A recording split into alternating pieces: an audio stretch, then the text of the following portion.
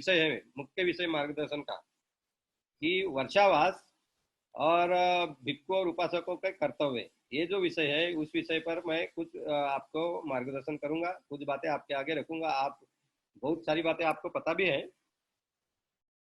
तो वर्षावास, वर्षावास का क्या महत्व है बुद्ध धर्म में, बुद्ध की इस परंपरा में, बुद्ध संस्कृति में, ये बात आपको पता ही है। तो बुद्ध काल में शुरू में आपको पता है कि सारनाथ में पहले पहले 3 माह के लिए बुद्ध रुके थे। वही उनका पहला वर्षावास था।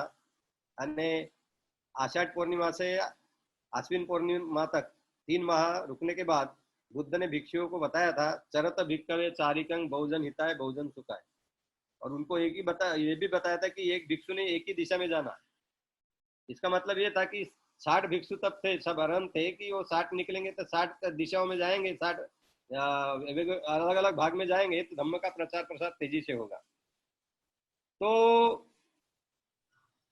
तभी से सभी भिक्षु हमेशा साल भर घूमते रहते थे प्रचार प्रसार के लिए, एक गांव से दूसरे गांव, कुछ दिन रुकते थे एक एक गांव में और धम्म का प्रचार प्रसार करते थे। कुछ साल बाद बुद्ध के ऐसे ध्यान में लाया गया कि जब भिक्षु जाते हैं बरसात के समय, भारत में बुद्ध काल में भी यही बरसात का समय था, रेनी सीजन था, आज भी वही है, तो निसर्ग कुछ बदला नहीं है। तो उनको बहुत जगह आज के जैसे रास्ते भी नहीं थे, तो खेतों से जाना पड़ता था। खेतों से जाएंगे, कभी उनको कीचड़ से भी जाना पड़ता था, कभी खेतों में फसल रहती थी तो वो फसल का भिक्षुओं के चलने से अगर नुकसान हो जाता था। कभी घास पर से चलते थे तो कुछ कीड़े वगैरह मर जाते थे। तो ये सब बातें होती थी और भिक्षुओं को भी काफी दिक्कतें होती थी। ये ध्यान में रखकर बुद्ध के ये ध्यान में लाया गया कि ये भिक्षुओं के घूमने से लोगों को भी तकलीफ होती है, भिक्षुओं को भी तकलीफ होती है, और जीवों की भी हत्या हो सकती है। छोटे छोटे जीव जो जमीन पर होते हैं, ज्यादा जीव निकलते हैं बरसात में। तो बुद्ध को जब लाया गया तो तब उन्होंने कहा भिक्षुओं को कि 3 माह हम एक ही जगह में रहेंगे, एक ही जगह में रहकर हम धम्म का पालन करेंगे, वही हम अच्छे से अष्टांग मार्ग का पालन करेंगे, समाधि का अभ्यास करेंगे। और वहां रहने से लोग भी, वहां के लोगों को संघ की सेवा करने की संधि मिलेगी, उनको अवसर प्राप्त होगा। और संघ के प्रगल्भता के लिए भी ये बहुत अच्छा होगा, क्योंकि एक ही 3 माह के लिए एक ही जगह रहने से जो ज्येष्ठ भिक्षु है वो कनिष्ठ भिक्षुओं को, जिनके कम वर्षावास हुए ऐसे भिक्षुओं को धम्म समझा के बताएंगे, तो संघ मजबूत होने के लिए इसकी मदद होगी। और उपासक जो हर दिन विहार में आएंगे तो उनको भी मार्गदर्शन करेंगे भिक्षु, तो उपासक भी धम्म में पकेंगे, आगे चलेंगे, और धम्म पालन करने में भी उनकी काफी प्रगति होगी।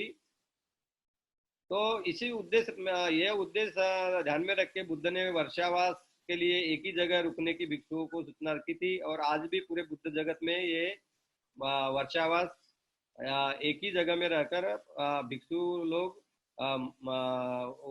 पालन करते हैं, और धम्म का उस जगह पर प्रचार प्रसार भी करते हैं, और खुद की धम्म में प्रगति भी करते हैं। तो इससे बहुत अच्छी बातें होती है। उपासक इस पीरियड में भिक्षुओं के लिए, क्योंकि 3 माह के लिए भिक्षुओं की व्यवस्था करना है, आपको मालूम है कि भिक्षुओं को लोगों ने भोजन है, चीवर है, पात्र है, दवा है, विहार है, ये सब उपलब्ध करके देना होता है, ताकि भिक्षुगण सुख से रह सके। और धम्म का प्रचार प्रसार के लिए और बुद्ध शासन के लिए वर्षावास का जो समय है ये बहुत ही महत्वपूर्ण होता है। भिक्षु और उपासक दोनों भी धम्म में काफी प्रगति इस पीरियड में कर सकते हैं, इस समय में कर सकते हैं, और बुद्ध शासन मजबूत होता है। इसी के लिए ये वर्षावास की देशना बुद्ध ने की थी। वही ध्यान में रखकर हमें ये वर्षावास को आगे जाना चाहिए। और एक ही जगह जब भिक्षु संघ रहता है तब भिक्षु संघ के कार्य में पूरी तरह से हमारा जो सहयोग है वो देना चाहिए। कुछ कुछ आपको पता होगा कि मैं महाराष्ट्र में भी देखता हूँ और बाकी देशों में भी होता है कि कुछ कुछ उपासक भी ये वर्षावास के पीरियड में कोई कोई भी लोग पूरे 3 माह के लिए भी अष्टशील ग्रहण करने का संकल्प करते हैं। अगर अष्टशील नहीं ग्रहण करेंगे तो कुछ कुछ उपासक ये भी करते हैं कि इस 3 माह के लिए मैं एक ही बार खाना खाऊंगा, यानी विकाल भोजन का भी अगर पालन करते हैं वो कड़ाई से, तो वो उनके मन पर बहुत ही बड़ा संयम निर्माण होता है। कोई कोई उपासक कोई देशों में अगर वो आ, ये नॉनवेज अगर लेते हैं, मांसाहारी भोजन अगर लेते होंगे, तो कोई संकल्प करता है कि इस पीरियड में मैं कभी नहीं लूंगा। कोई अगर कुछ शराब वगैरह लेने वाला हो तो बोलता, अगर ऐसा संकल्प करता है कि 3 माह मैं बिल्कुल नहीं लूंगा, तो उसको भी कुछ लाभ होता है, कुछ संयम होता है, उससे हो सकता है कि वो आगे में भी 3 माह के बाद भी वो शुरू रखे न लेने का। तो ये कहने की बात मैं ये बता रहा हूँ कि वर्षावास के पीरियड में भिक्खु और उपासक दोनों को धम्म में अधिकाधिक प्रगति करने का अवसर मिलता है, और यही ध्यान में रख के बुद्ध ने वर्षावास की सूचना की थी, और इसी में ध्यान में रखकर हमें उसको आगे जाना है। वर्षा का वास के पीरियड में भिक्खु एक विहार में रहते हैं, तो उस विहार से वो दिन में बाहर जा सकते हैं, पर शाम को उन्होंने वापस आना होता है। और कुछ अगर बहुत ही अ, आकस्मिक कुछ बात आ गई, जैसे उनके माता पिता ऐसा होते हैं, कोई उनके सगे नाते संबंध में कोई होते हैं, या उनका कोई नजीक का उपासक होता है, उनके साथ उनका अगर कोई बीमार हो गए, अगर कुछ ऐसा कुछ ऐसी आकस्मिकता आ गई, तो वो बाहर भी जा सकते हैं, वो गांव छोड़कर जा सकते हैं, वो जगह छोड़कर जा सकते हैं, और 7 दिन के अंदर उनको वापस आना होता पड़ता है। तो ये कुछ बातें वर्षावास में होती हैं। तो इसी में भिक्षु और उपासक दोनों को लाभ है।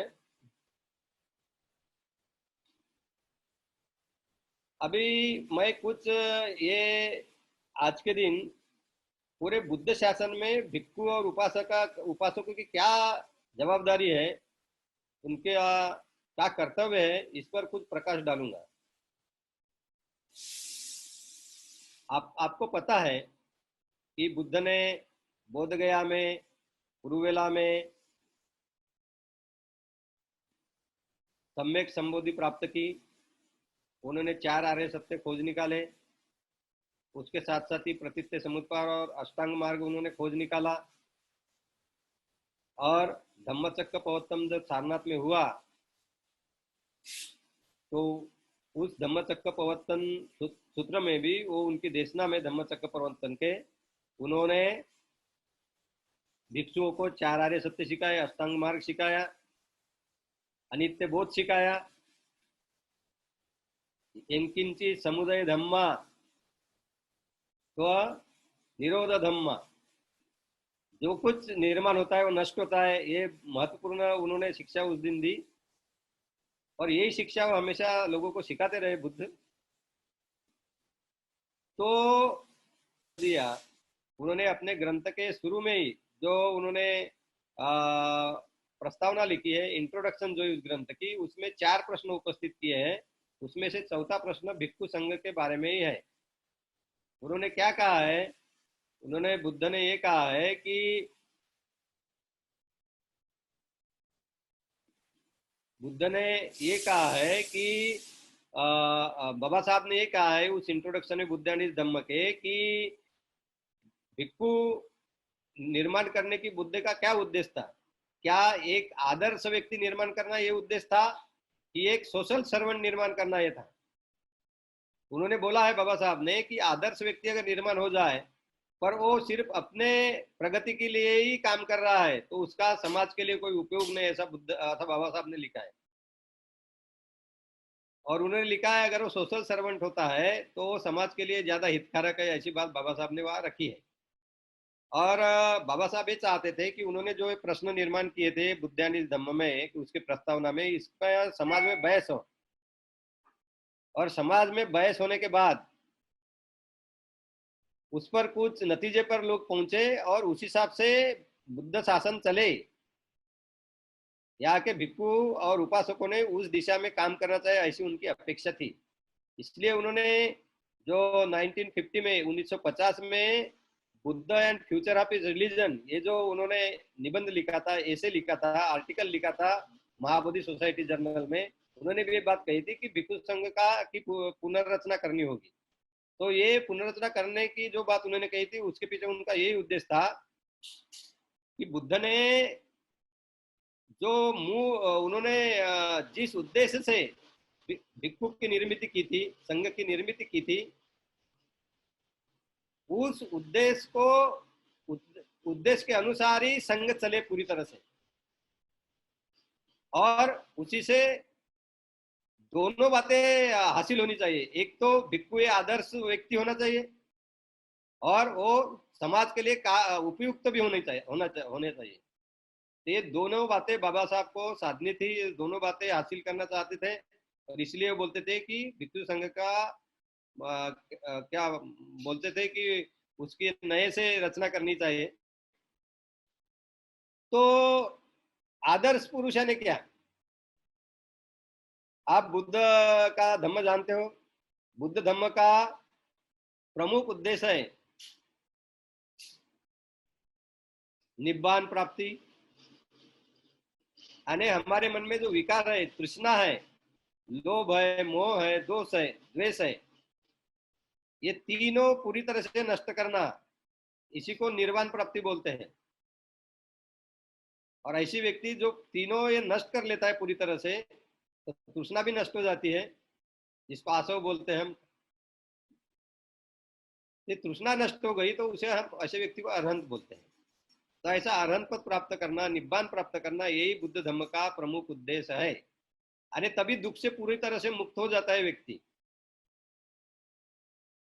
तो बाबा साहब भी बुद्धानी धम्म में लिखता है कि निब्बान में, ये जो बुद्ध की जो शिक्षा थी, ये निब्बान प्राप्ति के लिए शिक्षा थी, और बाबा साहब ने ये उद्देश्य हमारे आगे रखा हुआ है। तो भिक्खु ये आदर्श पुरुष कैसे हो? तो भिक्खु ये उनके आचरण से ही आदर्श हो सकता है समाज के लिए। तो ऐसे आदर्श पुरुषों का निर्माण करना था, इसी के लिए भिक्षु की निर्मित बुद्ध ने की। बाबा साहब ने बुद्धानी धम्म ग्रंथ में ये भी लिखा है, प्रस्तावना में तो ये प्रश्न उसने उपस्थित किया, पर जब वो भिक्षु का प्रकरण जो लिख रहे थे, वो चैप्टर लिख रहे थे, तब उन्होंने यही बात लिखी है कि भिक्षु की निर्मित करते करके बुद्ध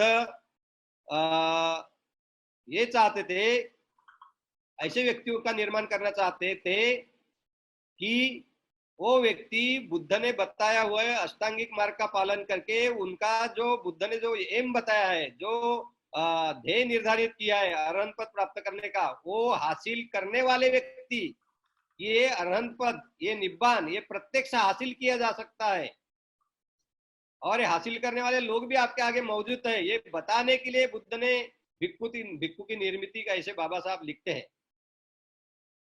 तो आज भी जब हम भिक्षु संघ की बात करते हैं, भिक्षु की बात करते हैं, तो यही उद्देश्य आगे रखना होगा हर एक भिक्षु को भी, कि मेरा उद्देश्य यही है, मेरा गृह त्याग करने का, परिव्रज्य लेने का, भिक्षु बनने का, कि मैं अरहंत पद प्राप्त करूं।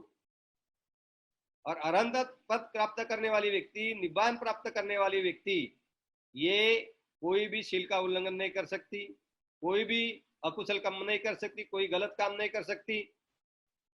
इस व्यक्ति के मन में हमेशा करुणा, मैत्री भरी होती है, और ऐसी व्यक्ति हमेशा समाज के लिए काम करती है।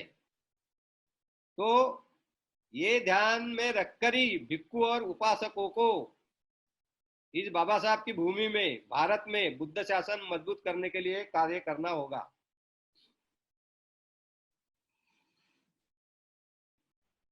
तो अभी सोशल सर्वेंट की जो बात कही है, मुझे कई भिक्षुओं से भी मेरी चर्चा हो गई है, वो भी बोलते हैं कि लोग चाहते हैं कि हम सोशल सर्वेंट बने।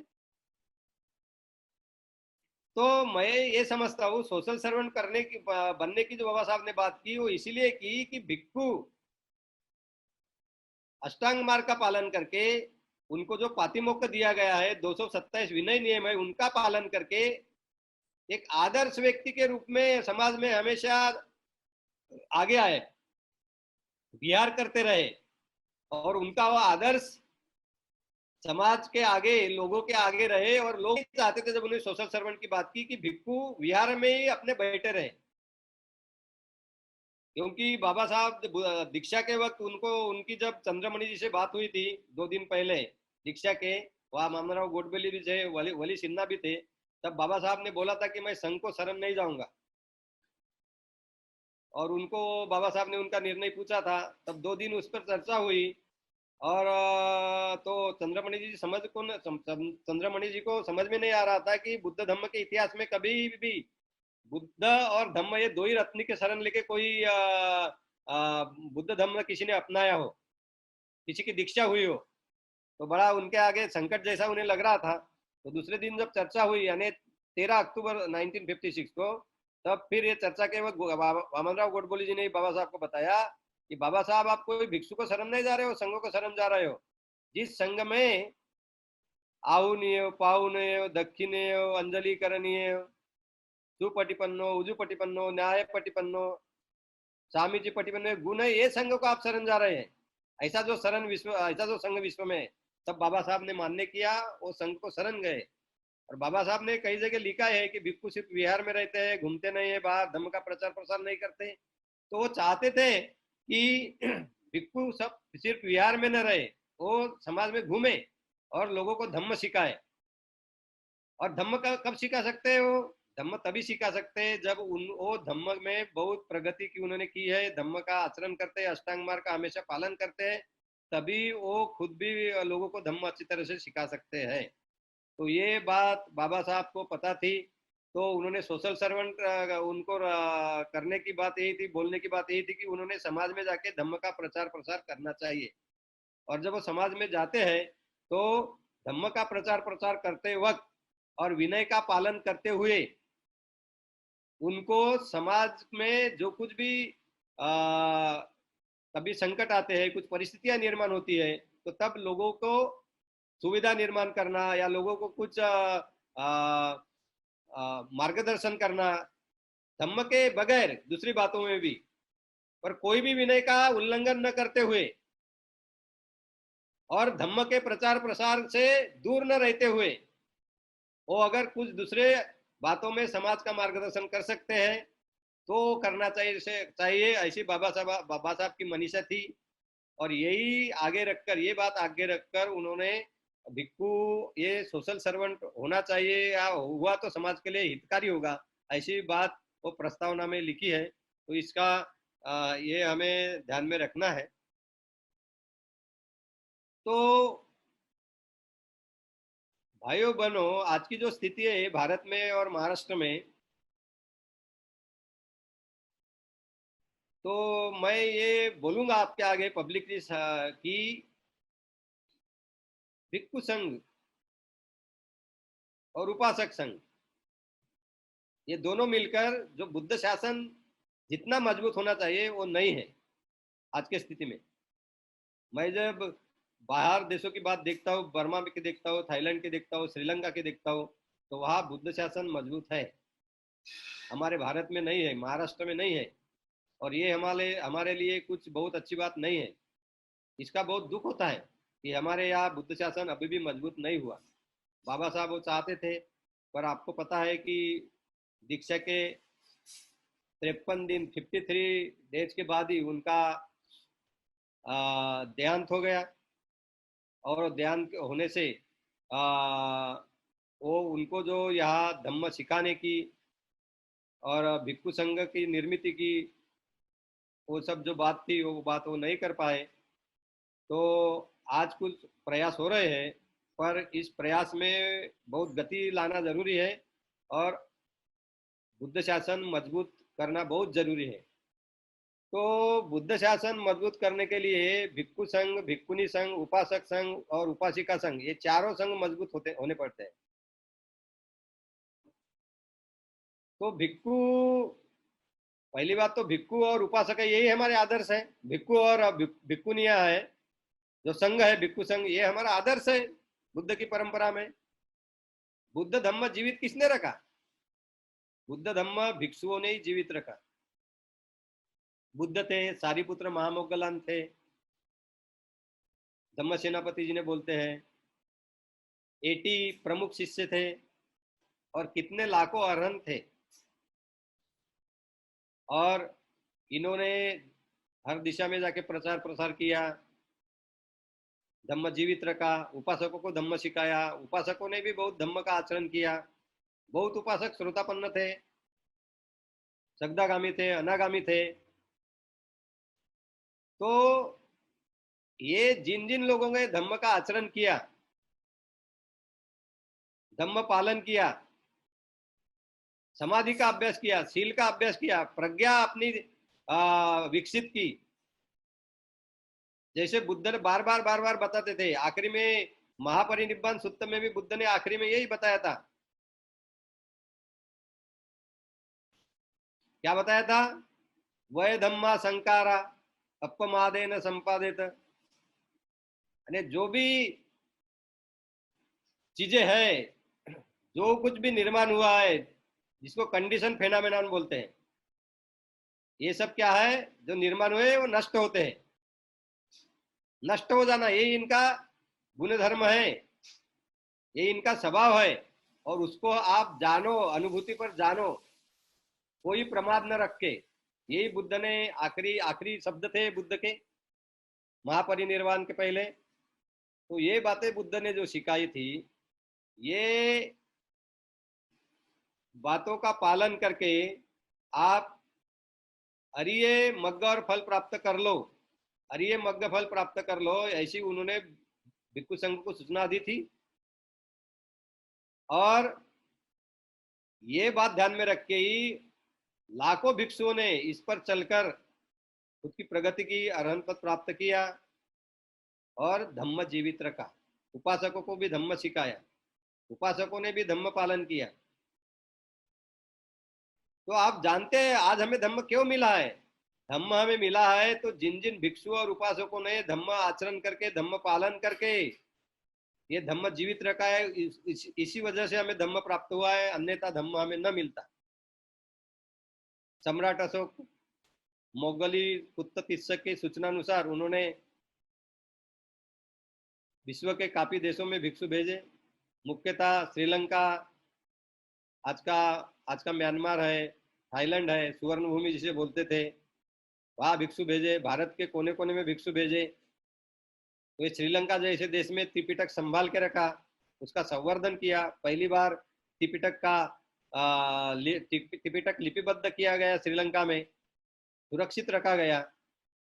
तो ये त्रिपिटक को सुरक्षित रखना भी बुद्ध शासन सुरक्षित रखना है। त्रिपिटक नष्ट हो गया कि बुद्ध शासन नष्ट हो जाएगा।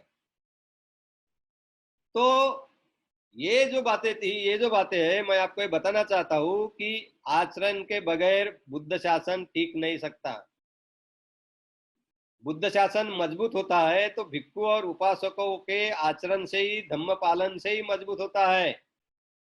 और इसलिए हम जितना ज्यादा धम्म में पक्व हो गए, गंभीरता से हम धम्म का आचरण करेंगे और मार्ग फल के लिए हम आचरण करेंगे, अष्टांग मार्ग का पालन करेंगे, शील समाधि का आचरण करेंगे, प्रज्ञा विकसित करेंगे। प्रज्ञा विकसित करना है ना, क्या प्रज्ञा विकसित करना, यानी जो अस्तित्व के 3 लक्षण है, उनसे है अनित्य, दुख और अनात्म। ये इस प्रत्यक्ष अनुभूति पर जानना, यही प्रज्ञा है। इसी में अनित्य बोध होता है, इसी में भंग ज्ञान होता है, इसी में उपेक्षा का ज्ञान होता है। तो ये पालन करते हुए ही हम आगे बढ़ सकते हैं और मग्ग और फल प्राप्ति की तरफ हम अग्रसर हो सकते हैं। तो ये बताने का मेरा उद्देश्य यही है कि हमें बुद्ध शासन मजबूत करना है, और ये बुद्ध शासन हम भिक्षु और उपासक साथ में काम करके ही मजबूत कर सकते हैं। अलग अलग काम करके हम नहीं कर सकते। भिक्षु और उपासकों में बहुत अच्छा तालमेल होगा और बहुत कठोरता से दोनों धम्म पालन करेंगे। और बुद्ध ने जो विनय सिखाया वो विनय का अनुसरण करके भिक्षुओं ने ये बुद्ध शासन, क्योंकि मुख्यतः तो भिक्षुओं को ही बुद्ध शासन मजबूत करना है, उपासकों को उनका सहकार्य करना है। धम्म प्रचार प्रसार का प्रमुख कार्य जो है वो भिक्षुओं का एक क्षेत्र है। उपासक भी धम्म प्रचार प्रसार में कार्य कर सकते हैं, कर रहे हैं,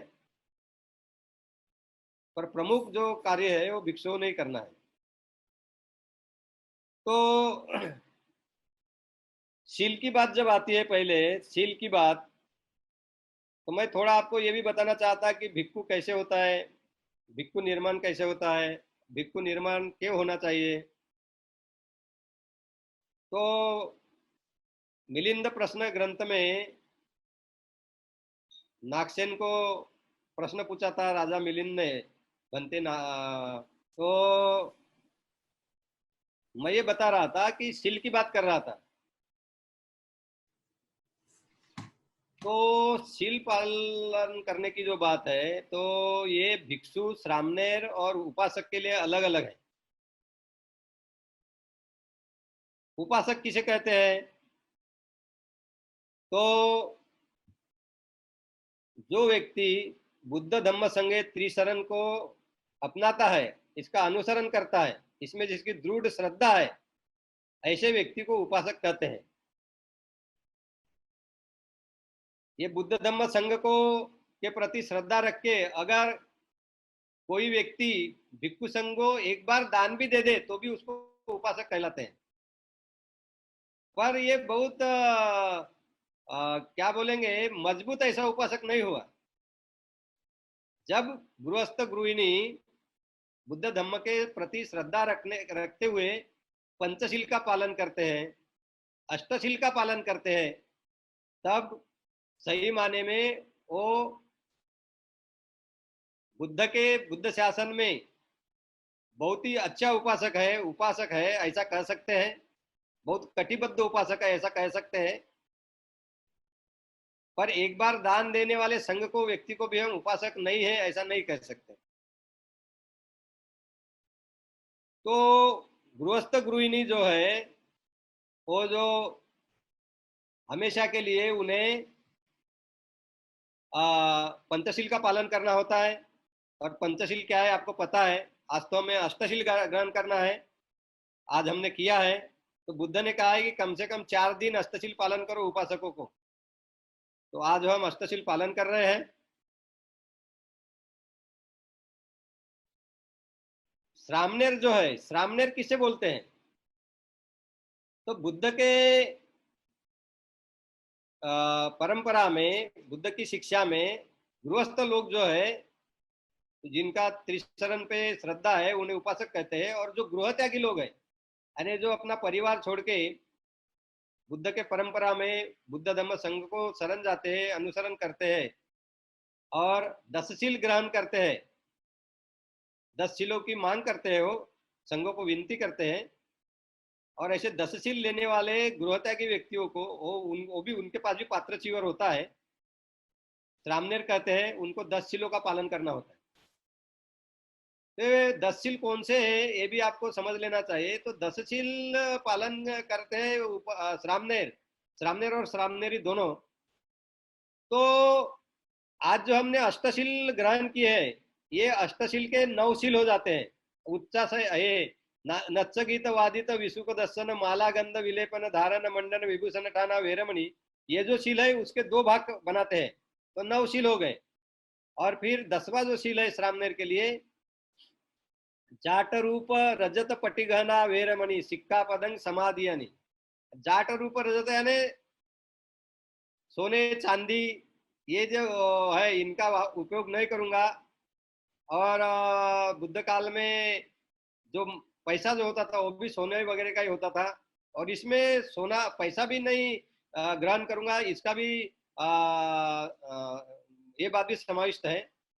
तो ये 10वां शील है श्रामणेरों का। तो ये 10 शील पालन करते हैं श्रामणेर। और श्रामनेरी, और उनको हर एक श्रामनेर को जो भिक्षु के जो भिक्षु उनको दीक्षा देगा और जो उनको उपध्याय बोलते हैं पाली में, उसको बाबा साहब ने बुद्धि धम्म में उपाध्याय शब्द यूज किया है कि जिस उपाध्याय के हाथ के नीचे अगर श्रामनेर बनता है उसी के साथ उसने रहना चाहिए और धम्म सीखना चाहिए। हम कभी कभी देखते हैं कि कोई श्रामनेर बन जाता है और 2-4 दिन में, 1 माह में अकेला घूमने रहता लगता है, ये कोई ठीक बात नहीं है। वो श्रामनेर ने अपने उपाध्याय के साथ रह के ही, उपाध्याय टीचर के साथ रह के ही, जिस भिक्षु के ने उन्होंने श्रामनेर किया है उनके साथ रहकर ही धम्म सीख लेना चाहिए, अकेले नहीं जाना चाहिए। नहीं तो सीखेंगे कैसे धम्म, नहीं सीख सकते। और वो जो, क्योंकि क्या उन्होंने, उनको आगे भिक्षु बनना है, तो वो जो उनका उपाध्याय है, जो उनका जिस भिक्षु ने उनको श्रामनेर की दीक्षा दे, उसी भिक्षु को संघ के आगे सिफारिश करनी होती है कि इसने ठीक से ट्रेनिंग की है श्रामनेर करके, इसका आचरण ठीक है और इसको उपसंपदा दी जाए। उपसंपदा यानी भिक्षु बनाने की जो विधि होती है उसे उपसंपदा बोलते हैं। तो उपसंपदा के लिए सिफारिश करने की जो बात है, ये जो भिक्षु किसी व्यक्ति को श्रामनेर बनाता है वही करता है। इसीलिए श्रामनेर ने हमेशा अपने टीचर के साथ ही रहना चाहिए, अकेले नहीं घूमना चाहिए। तो समाज में पर ये दिखता है, आज के समाज में, आज भारत में भी दिखता है, महाराष्ट्र में भी दिखता है। तो ये बात नहीं होनी चाहिए।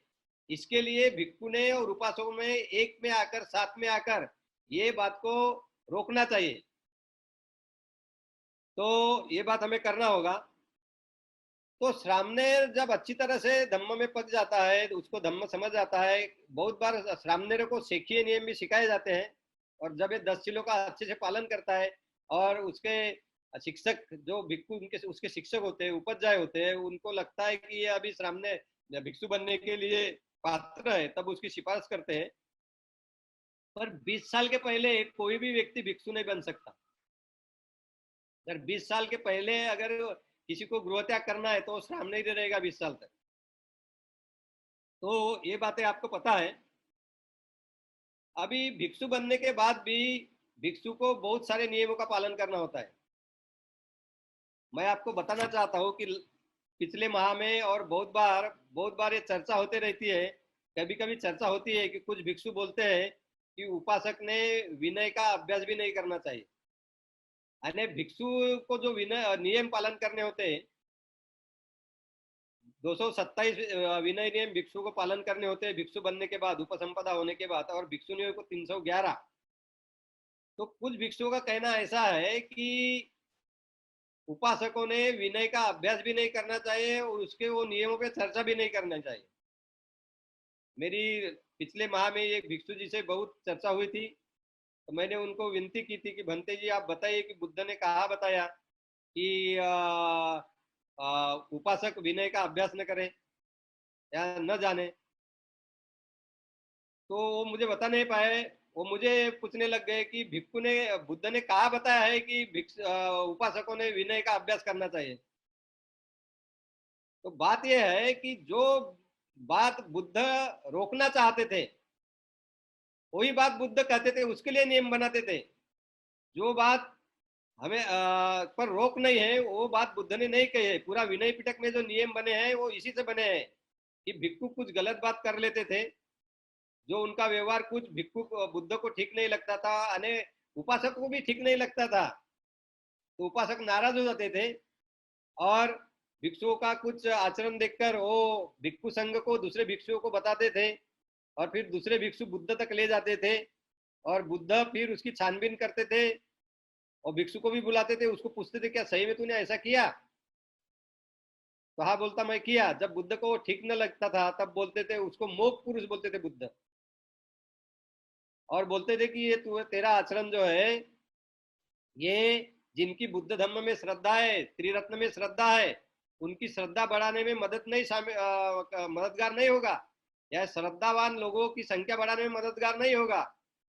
तो तेरा ये जो कृत्य है ये ऐसे लोगों की संख्या कम करने में ये होगा, मददगार होगा। और जिनकी श्रद्धा नहीं है वो तो ऐसा तुम्हारा व्यवहार देख के बुद्ध धम्म संघ में श्रद्धा ही नहीं निर्माण करेंगे, और फिर बुद्ध नियम बना देते थे। तो मैं ये कहना चाहता हूँ कि भिक्षुओं की जो नियम है वो नियम, वो उपासकों ने, भिक्षुओं का जो कुछ आचरण था वो ठीक न लगा, इस बारे में बुद्ध के तरफ उनकी ये गई, तकरार गई, कंप्लेंट गई, उसी से बुद्ध ने पूरे ये नियम बनाए, उसी से विनय पिटक निर्माण हुए। बाबा साहब ने बुद्धानी धम्म में प्रमुखता से लिखी हुई है। तो आज भी भिक्षु संघ का अगर कोई व्यवहार ठीक न रहता है तो उपासक वो उनका व्यवहार दूसरे भिक्षुओं को बता सकते हैं, और संघ के आगे भी ले जा सकते हैं, ताकि संघ विनय के अनुसार वो भिक्षु को कुछ सूचना करे। अगर उनका वो दोष अगर सुधारने लायक है तो उसको सुधार सकते हैं, अगर नहीं सुधारने लायक है तो उनको संघ छोड़ने के लिए भी कह सकते हैं, चीवर त्यागने के लिए भी कह सकते हैं।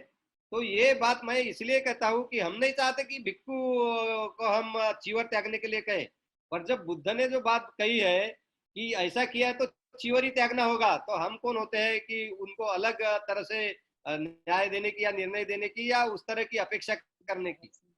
क्योंकि क्या है, बुद्ध ने जो जो बातें बताई, जो जो विनय है, विनय पिटक है, उसी हिसाब से अगर संघ नहीं चलेगा, उपासक नहीं चलेंगे तो बुद्ध शासन टिकेगा नहीं, ज्यादा दिन मजबूत नहीं होगा।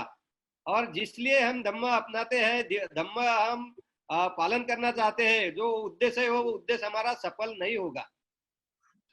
तो इसीलिए भिक्षुओं ने भी अपना विनय अच्छे से पालन करने की बहुत जरूरी है। तो ये जो प्रश्न किसी भिक्षुओं ने हमसे किया था कि आप विनय का अभ्यास नहीं कर सकते, तो मैंने उसके बाद दूसरे भिक्षुओं से भी चर्चा की। बाहर देश के जो भिक्षु शिक्षक है, धम्म सिखाते हैं, पूरा अष्टांग मार्ग सिखाते हैं, समत विपස්සना सिखाते हैं, ध्यान सिखाते हैं, पहला ध्यान, दूसरा ध्यान, तीसरा ध्यान, चौथा ध्यान सिखाते हैं, ऐसे भिक्षुओं से भी मैंने चर्चा की कि आप भंते जी, क्या हम उपासक विनय का अभ्यास नहीं कर सकते, वो विनय नियमों की हम चर्चा नहीं कर सकते? तो बोले कर सकते हैं, अभ्यास करना विनय का उपासक ने ये कुशल कम्मई है, अच्छा है। क्योंकि अगर मैं विनय का अभ्यास करता हूँ और मुझे ये समझ में आ जाता है कि मेरी कौन सी कृति से भिक्षुओं का ये विनय उल्लंघन होगा, ये नियम उल्लंघन होगा, तो मैं सजग रहता हूँ कि वैसी परिस्थिति मैं निर्माण न करूँ कि भिक्षुओं का विनय उल्लंघन हो जाए, उनसे विनय के कोई नियम का पालन न हो सके। जैसे एक ही बात करिए कि भंते जी को, भिक्षुओं को विकाल भोजनाशील जो है, जो हम आज ग्रहण करने वाले हैं, वो हर दिन ग्रहण करना होता है। अगर मुझे अच्छी तरह से मालूम है कि 12 बजे के बाद भिक्षु भंते जी भोजन नहीं ले सकते, तो मैं भोजन नहीं दूंगा। अगर मुझे मालूम ही नहीं है कि 12 बजे के बाद भंते जी भोजन नहीं कर सकते, सिर्फ वो जब बीमार है और वो अलग बात है, तो कोई भंते मेरे पास आते हैं, उनको विनय में अगर उनकी दिलचस्पी नहीं, अगर नहीं पालन करना है, वो 2 बजे आते हैं और ऐसा कुछ आता है कि उनको खाने की जरूरत है, और तो मैं भोजन दे दूंगा, तो मैं बुद्ध शासन को कहाँ मदद कर रहा हूँ? नहीं कर रहा हूँ। तो विनय उपासकों को मालूम होना बहुत अच्छी बात है, बुद्ध शासन के मजबूती के लिए ये जरूरी है, और उपासकों को भी विनय सिखाना चाहिए, ताकि वो भिक्षुओं से ऐसा व्यवहार करे जो व्यवहार उनके विनय पालन के लिए उचित हो। तो मैं आपके लिए ये बात इसलिए मैं आगे लाया कि ऐसी बातें नहीं तो होती है, और कुछ वजन होते भी भिक्षु और उपासकों में कभी कभी जो चर्चा नहीं होनी चाहिए वो चर्चा भी होती है। तो क्या है भिक्षुओं का विनय? भिक्षुओं का विनय यानी भिक्षुओं का शील है। जैसे उपासकों को पंचशील अष्टशील पालन करना है, सामनेर और सामनेरी को 10 शील पालन करने हैं, उसी प्रकार भिक्षुओं को 227 नियम विनय नियम और भिक्षुनियों को 311 विनय नियम पालन करने हैं। यही उनका शील पालन है। और भिक्षुओं का शील पालन इतना ही, उन 4 बातें उनको करनी है शील पालन के लिए भिक्षुओं को, क्योंकि भिक्षु उपासक से बहुत ऊंचे हैं, उनका हम बहुत आदर करते हैं। और उनके प्रति हमेशा श्रद्धा रखते हैं।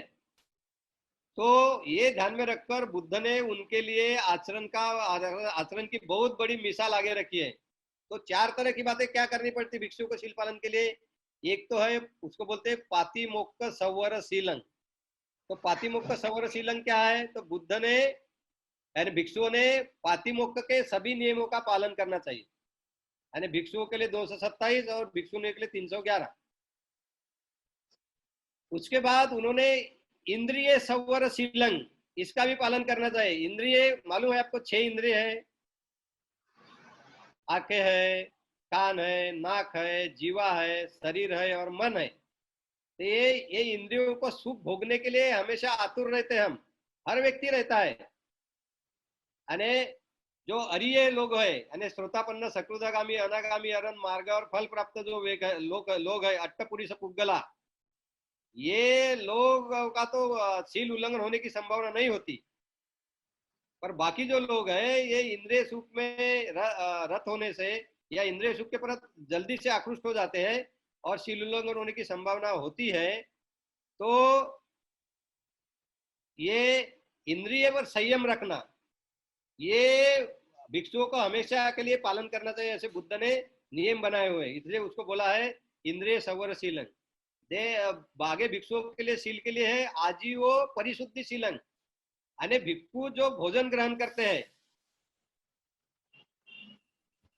तो वो परिशुद्ध होना चाहिए। तो आपको मालूम है भोजन कैसे ग्रहण करेंगे भिक्षु जी, बनते जी, कि उपासक भोजन दान देंगे या उपासक अपने घर में बनते जी को भोजन ग्रहण करने के लिए बुलाएंगे।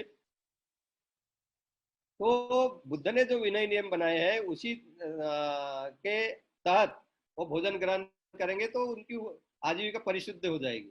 और फिर आगे जो है भिक्षुओं को जो 4 चीजें मिलती है, चिवर मिलता है, पात्र मिलता है, पात्र चिवर एक ही समझिए, विहार दान मिलता है, दवा दान मिलती है, भोजन दान मिलता है। तो ये जो है इसका अच्छी तरह से उपयोग में लाना और अच्छे मार्ग से मिलाना है सभी, इसी के लिए भी उनका ये नियम पालन करने होते हैं। तो ये 4 प्रकार की जो बातें,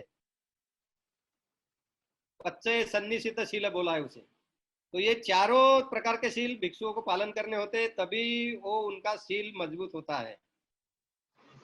तो मैं संक्षिप्त में ये 227 नियम क्या है इसके बारे में थोड़े मालूमात दूंगा आपको, इसीलिए कि आपको भिक्षु संघ मजबूत करने के लिए कार्य करना है, हर एक उपासक को करना है। बाबा साहब की एक यही अपेक्षा थी।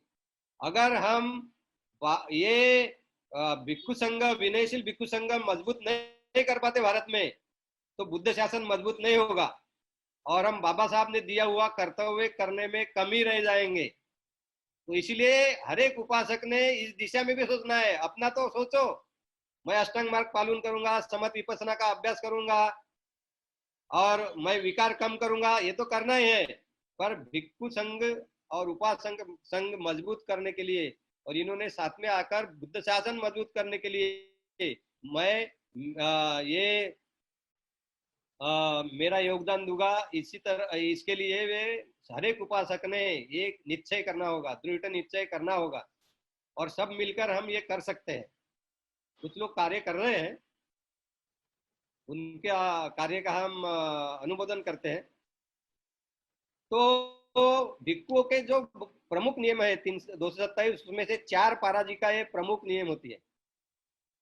ये नियम ऐसे है, पाराजिक का मतलब ऐसा होता है, तो पाराजिक जो नियम होते हैं, ये नियम ऐसे है कि ये नियमों का उल्लंघन हो गया तो भिक्खु भिक्खु नहीं रहता, उसका भिक्खु जीवन समाप्त हो जाता है, खत्म हो जाता है। और भिक्खु संघ के साथ रहने के लिए, विहार करने के लिए, उनके साथ संघ कार्य करने के लिए अपात्र हो जाता है। पाली में बोला है उसे, अयमपी पाराजिका होती असंवास हो। क्या बोला है? अयमपी पाराजिको होती, पाराजिको होती यानी पराभूत हो जाता है, यानी वो भिक्खु जीवन से पराभूत हो गया। अभी वो और भिक्खु नहीं बन सकता पूरे अपने जीवन में। असंवास हो, यानी बाकी भिक्षुओं के साथ संवास करने के लिए, यानी रहने के लिए, संघ कार्य करने के लिए वो अपात्र हो जाता है। तो ये जो नियम है पाराजिक के, ये बहुत ही कठोर नियम है। और जिस समाज में पाराजिक भिक्षु भी अगर खुलेआम घूम रहे हैं, तो ये समझ लेना चाहिए कि ऐसा समाज बुद्ध शासन ज्यादा मजबूत नहीं कर सकता।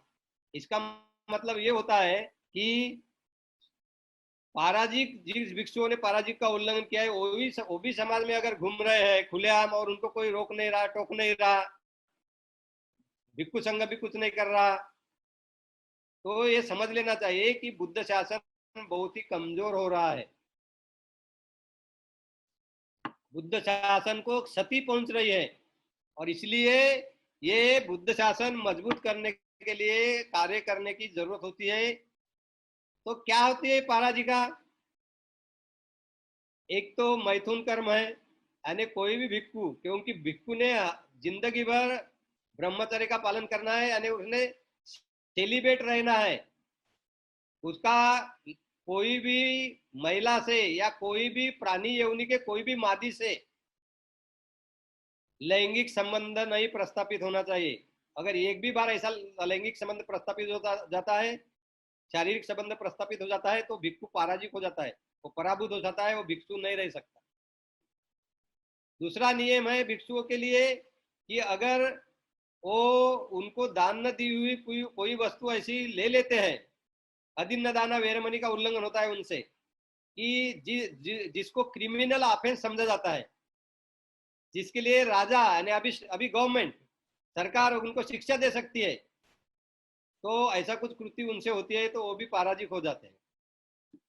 तीसरा है, अगर मनुष्य की हत्या वो करते हैं, या किसी को मनुष्य की हत्या करने के लिए वो प्रोत्साहित करते हैं, और किसी को बोलते हैं कि जिंदगी में क्या रखा है, ये बहुत ही निरर्थक जीवन है, इससे तो मरना अच्छा है।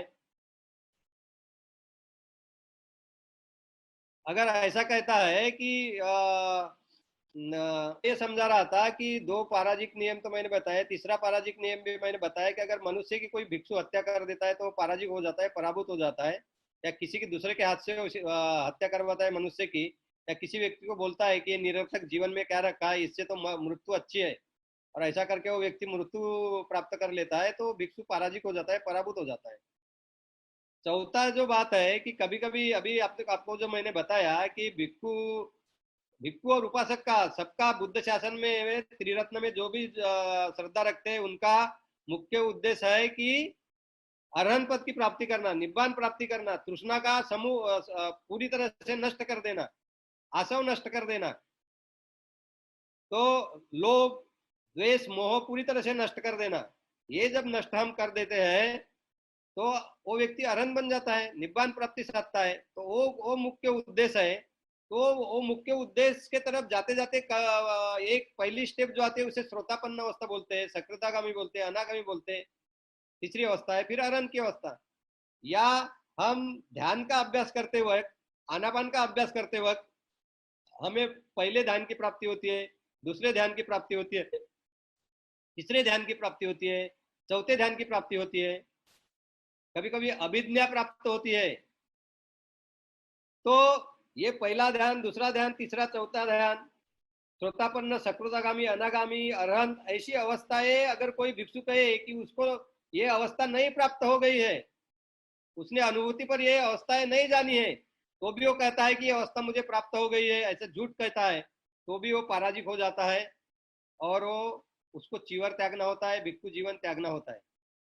तो ये चार नियम है। ये चार नियम का उल्लंघन करने वाले अगर भिक्षु हमारे समाज में है, तो हमने समझ लेना चाहिए। और वो खुलेआम अगर घूम रहे हैं, तो समझ लेना चाहिए कि बुद्ध शासन कमजोर है, बुद्ध शासन मजबूत नहीं है।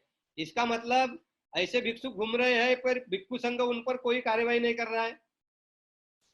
जो संघानुशासक खुद को कहते हैं, हर एक जो बौद्ध राष्ट्र है उनमें संघ का प्रमुख होता है देश में, तो संघानुशासक की ये जवाबदारी है कि ऐसे भिक्षु अगर है तो उनको पराजित भिक्षु अगर समाज में घूम रहे हैं, तो उनको भिक्षु जीवन छोड़ने के लिए लगाना, ये उनकी जवाबदारी होती है। पर अगर वो नहीं अगर हो रही है, तो मैं ये देखता हूँ, मेरा जो अनुभव है, अभी 20 साल से मैं समाज में घूम रहा हूँ, कि ये दुख की बात है कि कुछ भिक्षु पराजित होकर भी उनके ऊपर पराजित के आरोप है, पर आरोप का संघ उसकी चौकसी भी नहीं कर रहा है। हालांकि उन्होंने करना चाहिए, क्योंकि भिक्षु तो उपासकों से ज्यादा भिक्षु संघ के शुद्धता के प्रति सजग रहना चाहिए। तो ऐसा दिखता है कि वो नहीं हो रहा है, तो वो होना चाहिए करके हमें भिक्षु संघ को विनती करनी होगी। और कोई बोलेगा ये बात हम पब्लिकली क्यों बोल रहे हो, कब तक पब्लिकली नहीं बोलेंगे। और बुद्ध ने जो पराजित के नियम बनाए, ये पब्लिक इशू पर ही बनाए हैं। जब पहली पराजित कैसे बनी मालूम है ना आपको? सुदिन्न नाम का एक भिक्षु था। वो सुदिन्न नाम का भिक्षु भिक्षु था, तो एक बार अपने घर को भी वो भिक्षाटन के लिए गया था। तो अपने माँ बाप ने आ, उसको बोला कि तू अभी और गृहस्थ नहीं बन सकता, पर हमारे कुल के लिए कोई ये तो चाहिए, वंशज तो चाहिए, वंश चाहिए। तो तू कम से कम ये तो हमारे लिए कर सकता है कि अपने पत्नी के साथ शारीरिक संबंध प्रस्तापित करके तू हमारे लिए एक बेटा बेटी कुछ भी दे सकता है। तो बुद्ध ने तब विनय नियम नहीं बनाए थे, पाराजिक के नियम नहीं बनाए थे, और ऐसा कोई नियम नहीं था कि भिक्षु ने शारीरिक संबंध यानी अपने पत्नी से पहले पत्नी से भी नहीं करना चाहिए। तब उसने अपने पत्नी से शारीरिक संबंध किया, और फिर वंश उनको मिल गया। ये बात जब बुद्ध के पास गई, भिक्षुओं से चर्चा होते होते बुद्ध ने उसको बहुत फटकारा, बहुत डांटा, और बोला कि तेरा जो ये आचरण है, ये कोई व्यक्तियों में बुद्ध धम्म संघ के प्रति श्रद्धा नहीं निर्माण करेगी, और जिनकी श्रद्धा है वो श्रद्धा टूट जाएगी। और तब बुद्ध ने बताया कि कोई भी भिक्षु कोई भी औरत से शारीरिक संबंध नहीं प्रस्तापित करे, अगर करता है तो पराभूत हो जाता है, वो भिक्षु भिक्षु नहीं रहता। और आगे में ऐसा हुआ कि एक भिक्षु एक फीमेल मंकी के साथ ही शारीरिक संबंध बना रहा था, ये बात आगे आई थी।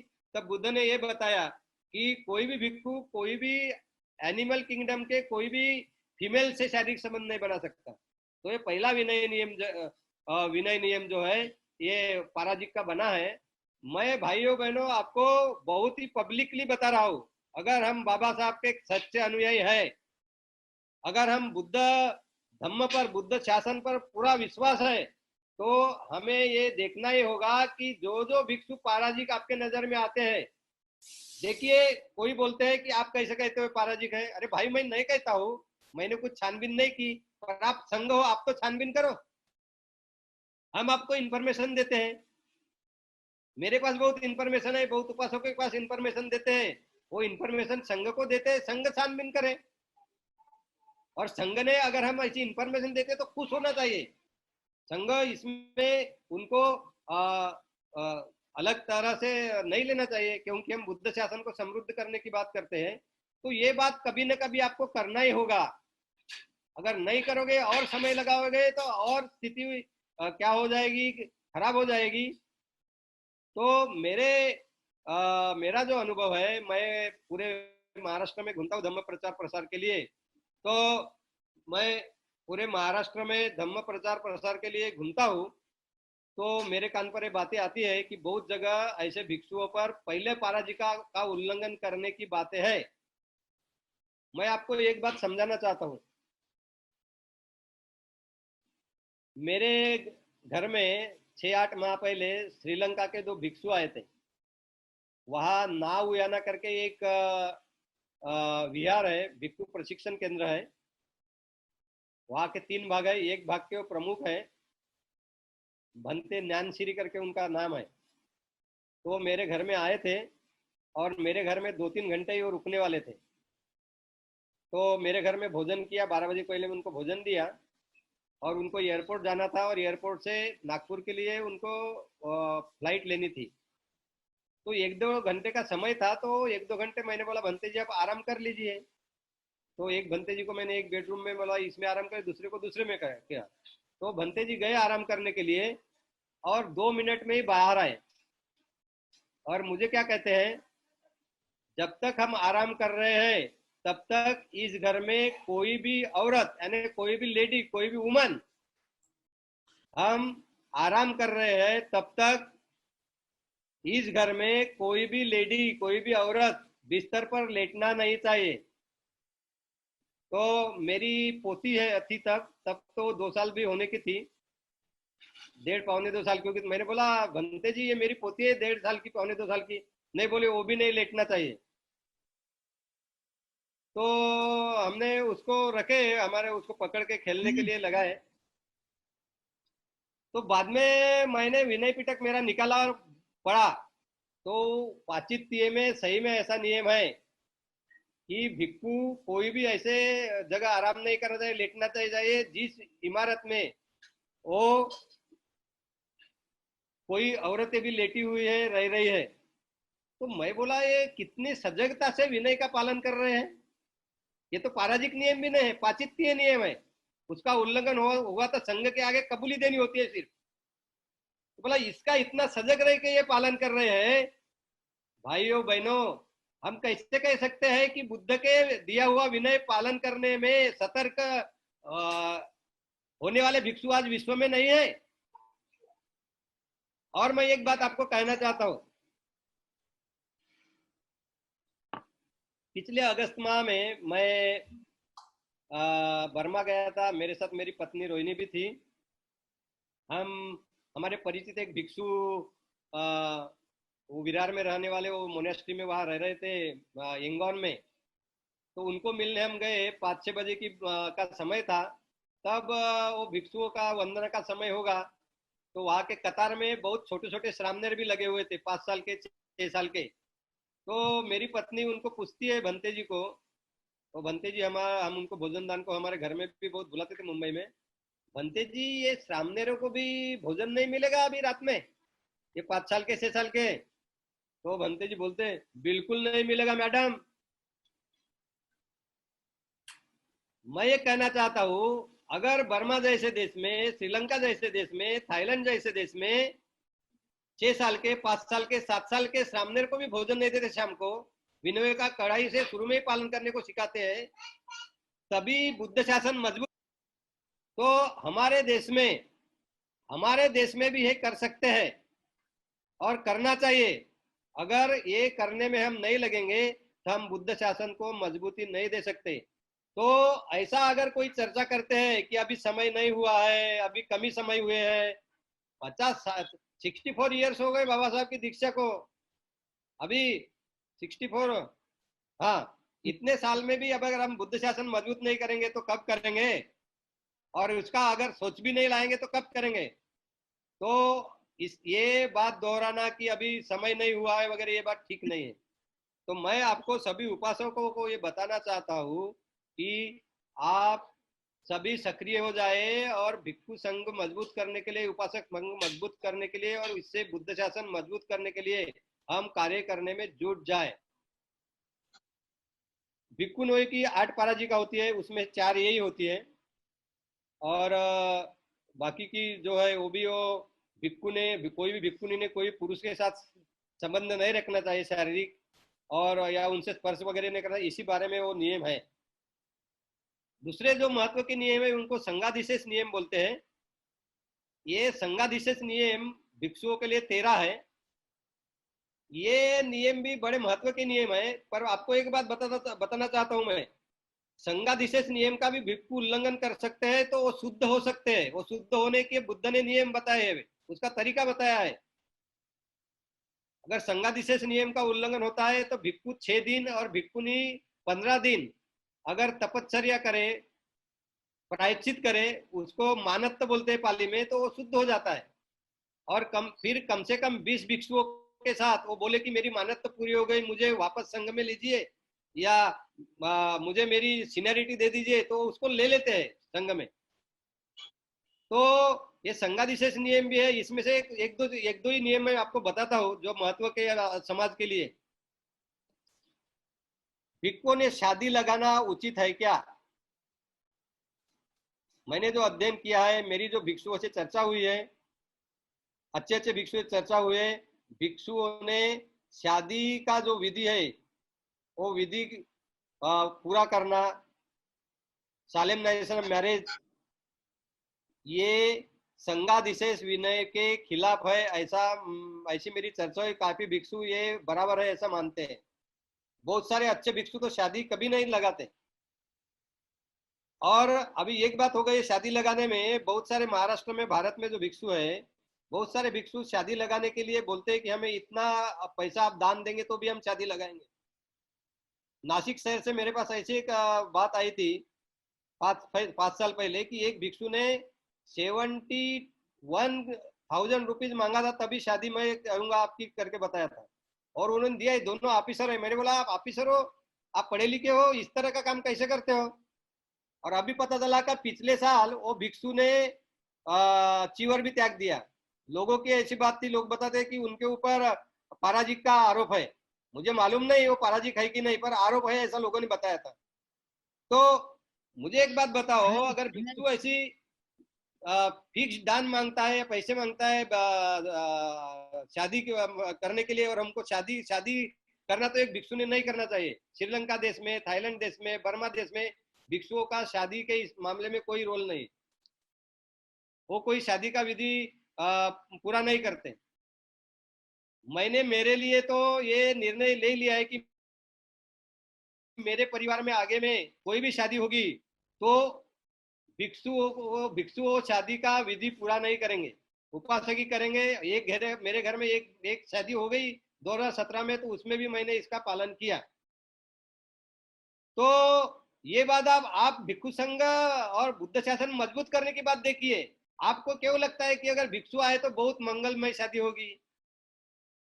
इस पर आप सोचिए, सोचना है। मैं आपके आगे प्रश्न डाल रहा हूं। मैं बोधगया गया था, वहां एक बहुत ज्येष्ठ भिक्षु है, बांग्लादेश के हैं, विपसना का अभ्यास करते हैं, विपसना भी सिखाते हैं। उनसे मेरी चर्चा हुई तो वो क्या बोले, बोले भिक्षु आखिरी में तो भिक्षु ही लगाते ना, वो वधु को बोलते तुम वर के गले में माला पहनो, वर को बोलते तुम वधु के गले में माला पहनो, उपासक को बोलते कि पुष्प डालो। तो शादी आखिरी में उनको साथ में लाने में वही कारणीभूत होते हैं, आखिरी की बात।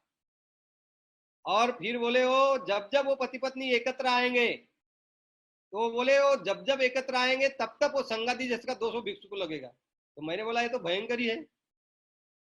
तो संघ इस पर सोचे, मैं कुछ निर्णय नहीं दे रहा हूं, संघ को ये सोचना है।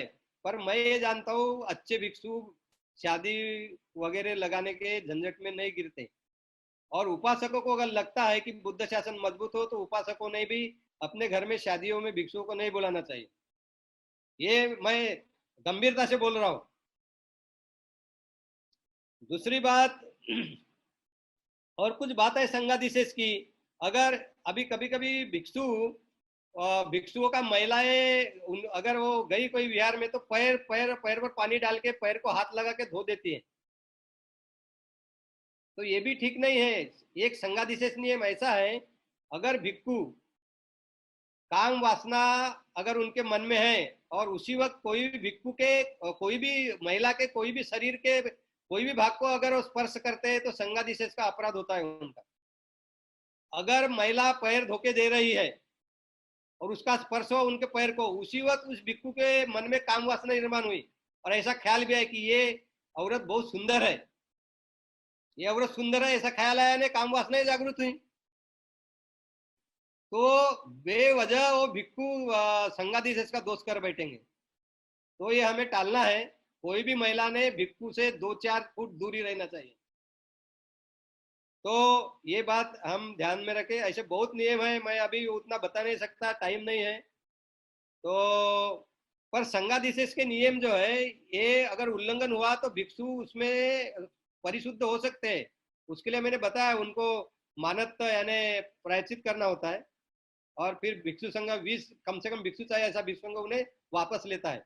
बाकी बहुत नियम है, पाचित्य है, पाटीदेशनी है, निस्सज्ञ है, सेकीय है, अधिकरण सम्मत है। तो भिक्खु भिक्खुनियों के जो नियम है वो नियम अलग से आप अभ्यास कर सकते हो खुद, या कभी एकाध सेशन में हम सिर्फ भिक्खु के नियमों पे ही चर्चा करेंगे। पर ये अभी नहीं करेंगे, 1 साल के बाद भी या 6-8 माह के कभी तो भी करेंगे तो करेंगे, पर उतना मेरे पास अभी समय नहीं है। तो उस पर मैं प्रकाश नहीं डालूंगा।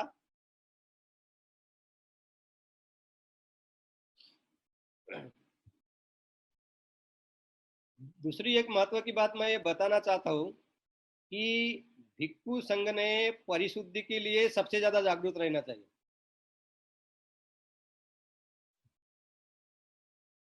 और परिशुद्ध रहने के लिए बुद्ध ने पूरी व्यवस्था करके रखी है। माह में 2 बार,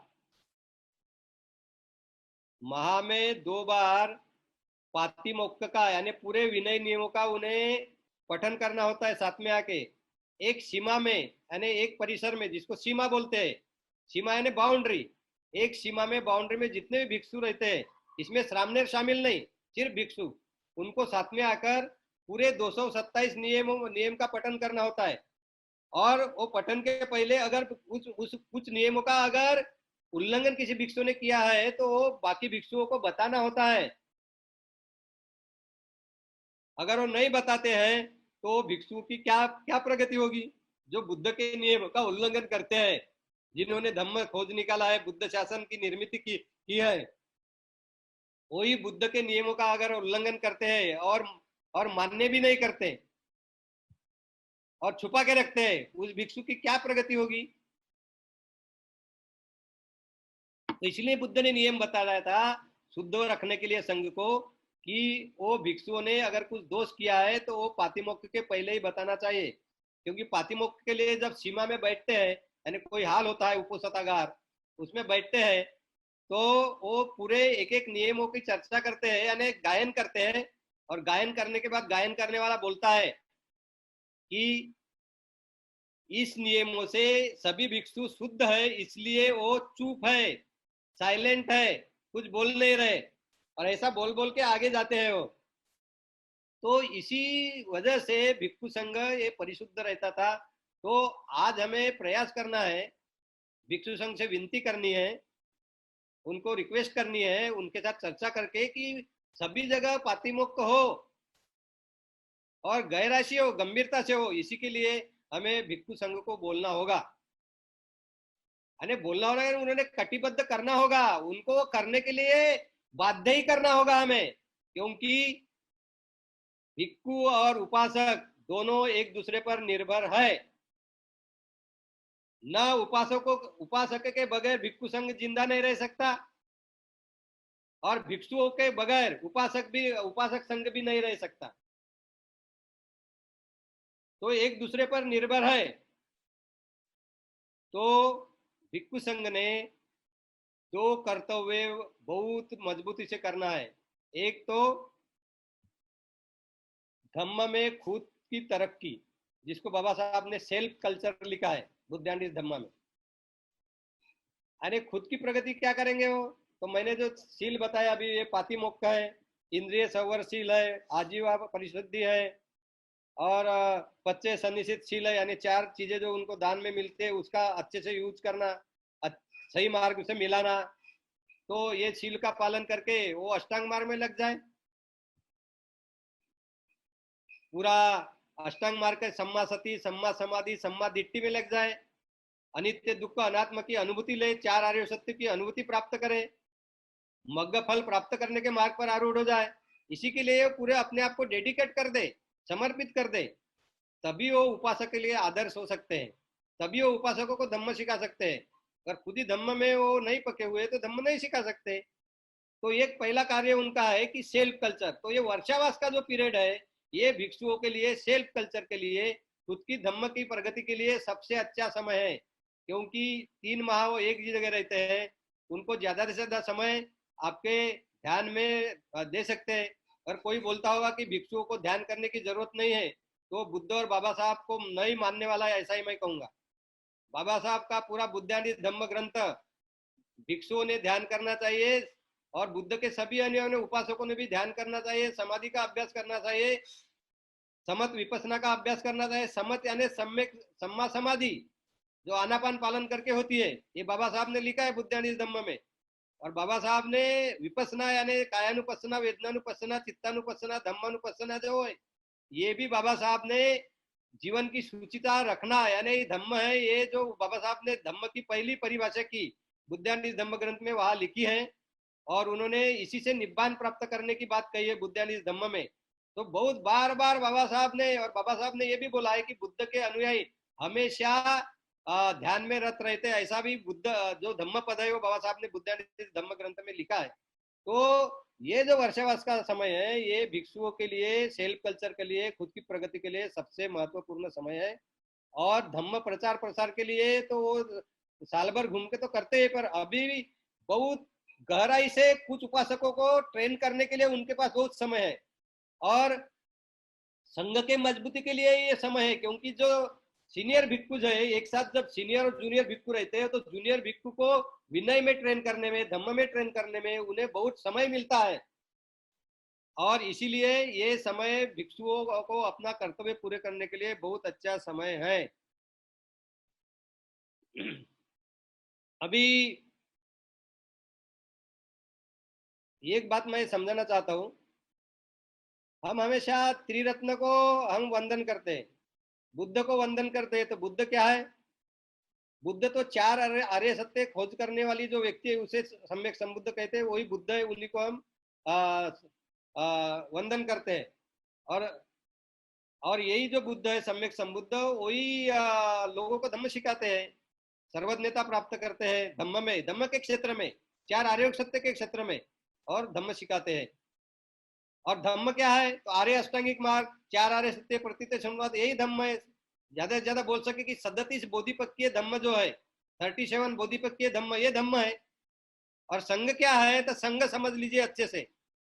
संघ याने अट्टपुरुष पुद्गला, यानी श्रोतापन्न, सकृतागामी, अनागामी, अरहन, मग्ग और फल, ये 8 प्रकार की अवस्था प्राप्त करने वाले व्यक्तियों का विश्व में जो समूह है, वो समूह को ही श्रावक संघ बोलते हैं। और वही समूह में सुपटिपन्नो, उजुपटिपन्नो, न्याय पटिपन्नो, सामीची पटिपन्नो, आहुनेय, पाहुनेय, दक्किनेय, अंजलि करणीय, अनुत्तरंग, पुयंग, खेतंग, लोक साथी, ये गुण होते हैं। तो ये 8 प्रकार के व्यक्तियों का जो समूह होता है, इसी समूह में को पुण्य क्षेत्र कहा है बुद्ध ने, विश्व में सबसे बड़ा पुण्य क्षेत्र। और आपको एक बात बताना चाहता हूं कि उपासक भी ये 8 प्रकार की अवस्था प्राप्त कर सकते हैं। बहुत उपासक थे जिन्होंने श्रोतापन्न अवस्था प्राप्त की थी, सगदागामी, अनागामी अवस्था प्राप्त करती, अनाथ पिंडिक श्रोतापन्न था, विशाखा श्रोतापन्न थी, आपके बुद्ध के पिताजी जो है शुद्धोधन, ये अनागामी थे ऐसा बोलते हैं। चित्त नाम का जो सबसे बड़ा उपासक था, सबसे श्रेष्ठ उपासक जिसको बोलेंगे बुद्ध का, चित्त गहपति, ये चित्त जो था ये भी अनागामी था। तो मैं ये कहना चाहता हूँ कि तो ये जो उपासक है ये भी 8 अवस्था जो जो प्राप्त करेंगे वो भी बुद्ध के श्रावक संघ के सदस्य होंगे। तो जो जो भिक्खु और उपासक ये 8 अवस्थाओं प्राप्त करते हैं, ऐसे विश्व के ऐसे लोगों का जो समूह है वही श्रावक संघ है। आपको मैं उपासकों के बारे में एक बात बताना चाहता हूँ। मिलिंद प्रश्न ग्रंथ पढ़ोगे तो आपको वहां 10 बातें बताई है कि उपासकों की 10 क्वालिटीज क्या होते हैं, 10 गुण। तो उसमें से कुछ तो मैंने अभी बताया आपको इसके पहले भी, जैसे बुद्ध धम्म संघ त्रिरत्न में विश्वास रखना, श्रद्धा रखना। और आगे भी वहां बताई है कि बुद्ध के बगैर कोई भी शिक्षक नहीं होना चाहिए उपासक का।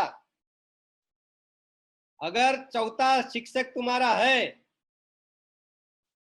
तो इसका मतलब यह है कि बुद्ध संघ पे आपकी पूरी श्रद्धा नहीं है, और आप उपासक आपको सही मायने में नहीं कहा जा सकता।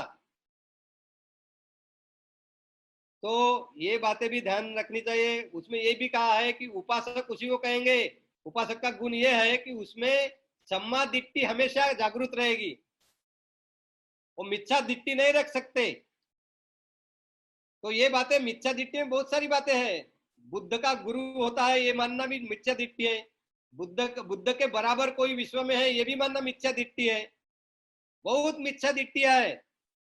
तो उपासक होने के लिए हमेशा बुद्ध के शिक्षा के अनुरूपी हमें विचार रखने होते हैं। हमारे हमारा हमारा आचार और हमारी कहने की बात है, कथनी जिसे बोलते हैं, वो बुद्ध के शिक्षा के अनुसार ही होनी चाहिए। तो ही हम सही में उपासक हो सकते हैं, तभी हमारी सम्मा दीप्ति हो सकती है। और उपासक का ये बहुत बड़ा गुण है कि वो हमेशा संघ के और बुद्ध शासन के मजबूती के लिए काम करता है। बुद्ध शासन अगर कमजोर हो रहा है तो वो बुद्ध शासन मजबूत करने के लिए जुट जाता है। तो आज हम समझते हैं कि बुद्ध शासन इस भारत में अगर कमजोर है, कमजोर क्यों है? कमजोर, अगर उपासक संघ और भिक्षु संघ कमजोर रहेंगे तो ही कमजोर होगा। तो भिक्षु संघ और उपासक संघ को मजबूत करना ही बुद्ध शासन को मजबूत करना है। तो ये बातें हमें बहुत गहराई से और अच्छे से हमें समझ लेना है, और ये समझेंगे तो हम बुद्ध शासन की बहुत बड़ी सेवा कर सकते हैं। अभी उपासक के क्या कर्तव्य हैं? भिक्षुओं के तो दो प्रमुख कर्तव्य मैंने बताया। एक तो खुद की धम्म में प्रगति करना, पूरे अष्टांग मार्ग का पालन करना, है ना।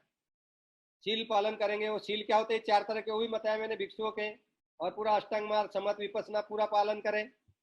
उपासकों के कर्तव्य क्या है? उपासकों के कर्तव्य ये है कि धम्म के प्रचार प्रसार में जुटा हुआ जो भिक्षु संघ है उनको सर्वतोपरि मदद करना।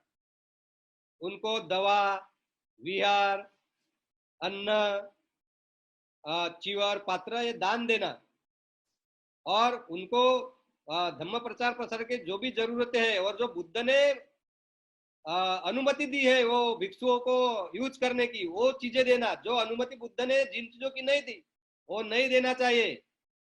और उपासक का और एक बहुत महत्व की बात है उपासक के लिए, उसी को उपासक कह सकते हैं। बुद्ध बोलते हैं जो सम्यक सम्यक आजीविका जो है उसका पालन करते हैं। तो सम्यक आजीविका पालन करने के लिए उपासक ने कभी भी ऐसा व्यवसाय नहीं करना चाहिए जो बुद्ध ने वर्जित वर्जित घोषित किया है। कौन सा? शस्त्र की बिक्री करना, विष की बिक्री करना, पाइजन, नशा आने वाली चीजों की, दारू वगैरह की बिक्री करना, मांस की बिक्री करना, मनुष्यों की बिक्री करना बुद्ध काल में होती थी। गुलामों को बेचते थे, स्लेव्स बोलते थे। तो ये पांचों बातों बातों आजीविका से विरत रहना है उपासक ने। तो कोई उपासक आज भी बुद्ध काल में अगर दारू की दुकान चलाए थे बुद्ध बाबा साहब के अनुयायी, तो उन्होंने ये सोचना चाहिए कि ये बुद्ध तो नहीं बोलते हैं। अगर मांस बेचते हैं तो ये छोड़ देना चाहिए। शस्त्र बेचते हैं, पॉइजन बेचते हैं तो ये छोड़ देना चाहिए। कारण क्योंकि ये सबके हानि के लिए ही है।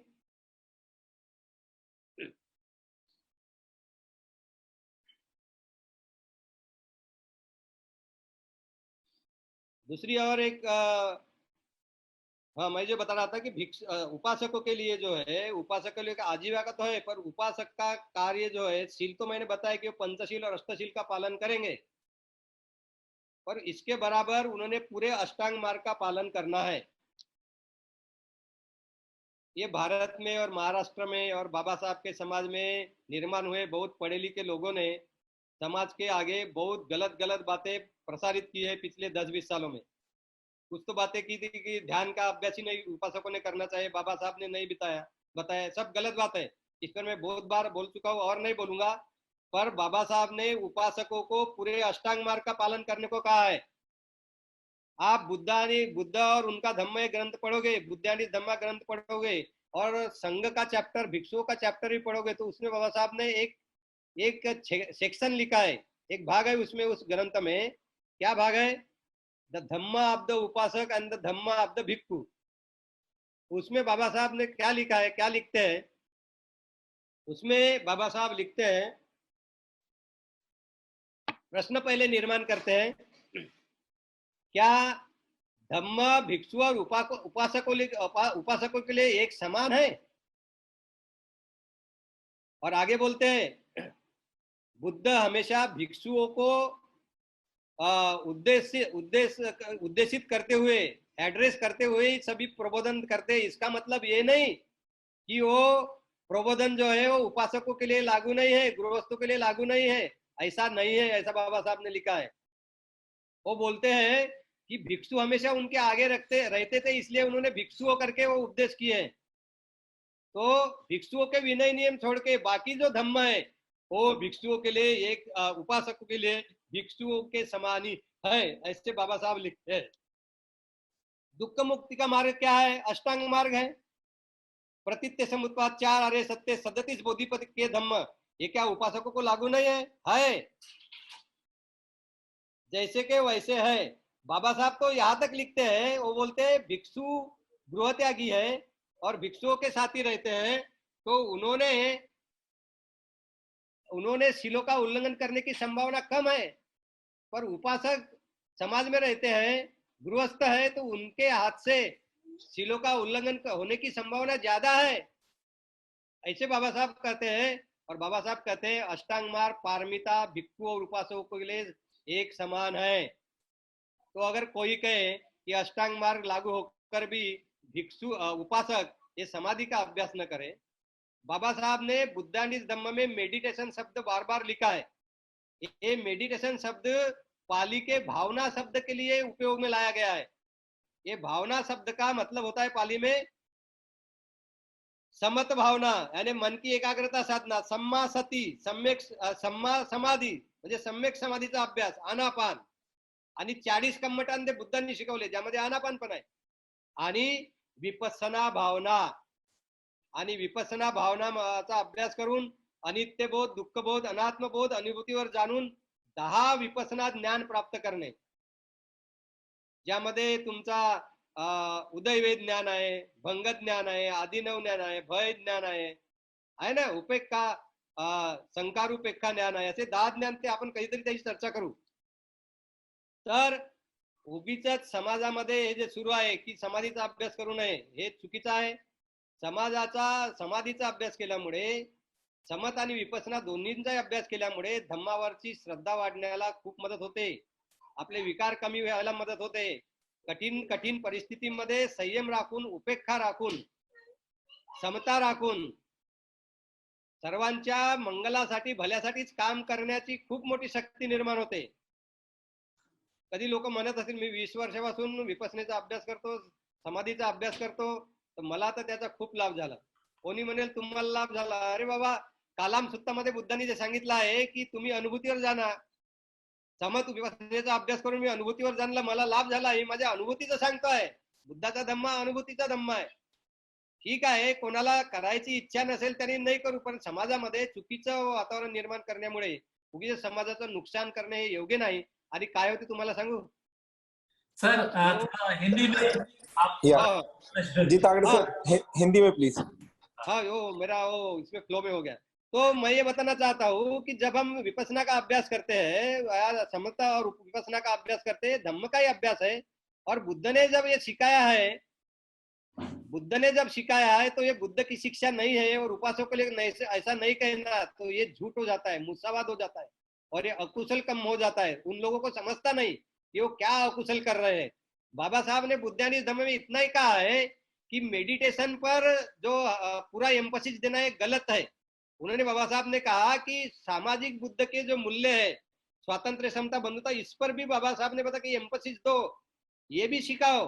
पर उन्होंने नहीं कहा कि वो समत विपස්සना है ये पूरा छोड़ दो, वो भी करो, पर उसके साथ सामाजिक सिद्धांत बुद्ध के और भारत की सामाजिक व्यवस्था अच्छी करने के लिए समता, स्वातंत्र, बंधुता तत्वों पर आधारित होने के लिए धम्म का यूज करो, बुद्ध की शिक्षा का। तो ये भी बाबा साहब ने कहा था, ते सभी करो, इतना ही बाबा साहब को कहना था। यही करके ही उन्होंने वो बर्मा में जो बोला था कि समाधि वगैरह सिखाना है हमारे काज के लिए फटाल हो जाएगा, यानी बहुत ही हानिकारक होगा, तो उतना का कहना यही था कि सिर्फ उसी पे एम्फोसिस मत दो। और उन्हें खुद ही बुक लिखी बुद्धानिस धम्म में, क्योंकि वो चाहते थे कि बुक लिखते वक्त पूरा समाधि पर एम्फोसिस न हो, तो उन्होंने समाधि पर पूरा एम्फोसिस न दिया, सामाजिक मूल्यों पे भी बुद्धानिस धम्म में एम्फोसिस दिया, और समाधि पर भी एम्फोसिस दिया, निब्बान पर भी एम्फोसिस दिया उन्होंने। तो ये बात हमें ध्यान में रखनी है और लोगों को गुमराह नहीं करना है। मैं तो ये आपको बताना चाहता मैं, क्योंकि अभी क्या हो गया है कि कुछ दिन के बाद, पहले तो कुछ लोग बोलते थे कि विपස්සना ये भिक्षुओं के लिए भी सही नहीं है, बुद्ध ने नहीं सिखाई। फिर कुछ साल बाद उन्होंने कहने लगे कि विपස්සना भिक्षुओं के लिए है कि उपासकों के लिए नहीं। तो उन लोगों को मैं ये बताना चाहता हूँ, अरे बाबा, बाबा साहब ने बुद्धानिस धम्म ग्रंथ ने लिखा है,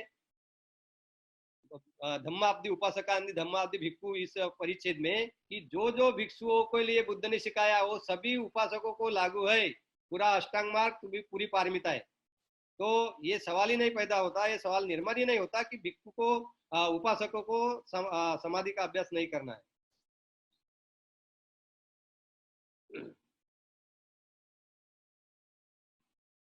बंधुओं, भाइयों बहनों, मैं आपको एक बात बताना चाहता हूँ, हम बहुत ही धन्य लोग हैं कि हमारा बुद्ध शासन जब जीवित है, और जब बाबा साहब ने दीक्षा दी और हमें धम्म मिला और धम्म के संपर्क में आए, इसलिए हम धम्म सुन सक रहे हैं, धम्म का पालन कर सक रहे हैं, धम्म का आचरण कर सक रहे हैं। ऐसे समय में हमारा जन्म हुआ। पटिरूप देश वासोच जो बोलते हैं, और ऐसे भूभाग में हमारा जन्म हुआ कि जहाँ बुद्ध की शिक्षा बाबा साहब ने हमारे आगे रख दी। तो हमें अपने लिए बहुत ही एक गौरवशाली, यानी क्या बोलूं, अभिमान की बात है। उसका अहंकार नहीं करेंगे हम, पर ये हमारे लिए बहुत ही धन्य होने वाली बात है कि हमें ये धम्म प्राप्त हुआ।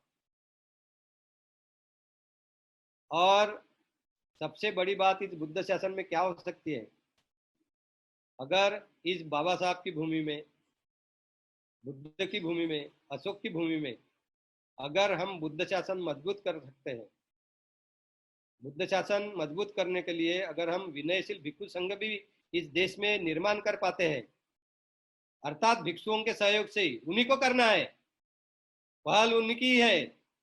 संघानुशासक ये ठान ले कि बुद्ध शासन मजबूत करने के लिए पूरी अपनी ताकत लगाएंगे, और भिक्षु संघ ने भी ये सोचना चाहिए, बार बार सोचना चाहिए और कृति करनी चाहिए। और पहली बात एक करनी होगी, अगर हमें बुद्ध शासन भिक्षु संघ मजबूत करना है, पाराजिक भिक्षु हमें न दिखे। वो व्यक्ति है, उनके ह्यूमन राइट्स है, तो उनको जीने का तो हक ही है। बुद्ध बोलते हैं जो भिक्षु पराजिक हुआ उसने चीवर त्याग देना चाहिए, अपना जीवन जियो। और पराजिक हुआ और भिक्षु भिक्षु नहीं रह सकता, वो चीवर त्यागने के बाद वो उपासक भी रह सकता है या श्रामणेर भी बन सकता है। श्रामणेर रह सकता है, वो भिक्षु नहीं। श्रामणेर अलग है, श्रामणेर को पराजिक लागू नहीं है, श्रामणेर के 10 शील है। पर भिक्षु बनने के बाद, अरे श्रामणेर बनने के बाद चीवर तो एक ही होता है दोनों का। तो वो लोगों के आगे ऐसा प्रदर्शित मत करे कि वो भिक्षु है, उन्होंने बताना चाहिए लोग कि मैं श्रामणेरी हूं।